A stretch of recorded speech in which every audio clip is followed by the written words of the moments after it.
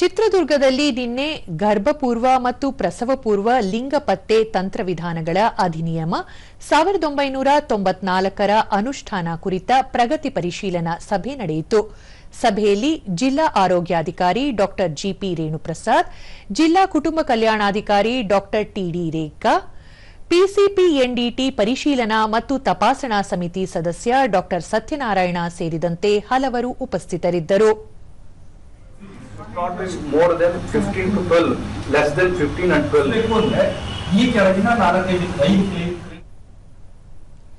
ಅಧ್ಯಕ್ಷತೆ ವಹಿಸಿದ್ದ ಕರ್ನಾಟಕ ರಾಜ್ಯ ಮಕ್ಕಳ ಹಕ್ಕುಗಳ ರಕ್ಷಣಾ ಆಯೋಗದ ಸದಸ್ಯ ಕೆಟಿ ತಿಪ್ಪೇಸ್ವಾಮಿ, ಹೆಣ್ಣು ಭ್ರೂಣ ಹತ್ಯೆ ವಿರುದ್ಧ ಜನರಲ್ಲಿ ಅರಿವು ಮೂಡಿಸಬೇಕಾಗಿದೆ. ಇತ್ತೀಚಿನ ದಿನಗಳಲ್ಲಿ ಅಪ್ರಾಪ್ತೆಯರಲ್ಲಿ ಗರ್ಭಧಾರಣೆ ಪ್ರಕರಣಗಳು ಹೆಚ್ಚಾಗುತ್ತಿವೆ. ಈ ನಿಟ್ಟಿನಲ್ಲಿ ಪಿಸಿಪಿಎನ್ಡಿಟಿ ಕಾಯ್ದೆ ಮಹತ್ವ ಪಡೆದಿದೆ. ಪ್ರತಿ 3 ತಿಂಗಳಿಗೊಮ್ಮೆ ಸಭೆ ನಡೆಸಿ ಹೆಣ್ಣು ಭ್ರೂಣ ಹತ್ಯೆ ಹಾಗೂ ಬಾಲಕಿಯರ ಗರ್ಭಧಾರಣೆ ಪ್ರಕರಣಗಳನ್ನು ತಡೆಯಲು ಕ್ರಮ ರೂಪಿಸಬೇಕಾಗಿದೆ ಎಂದು ಹೇಳಿದರು. ಸಮಿತಿ ಮತ್ತು ಮೇಲುಸ್ತುವಾರಿ ಸಮಿತಿಗಳ ಒಂದು ನಿಯಮಿತವಾದಂತಹ ಸಭೆಗಳು ನಡೆಯಲಿ.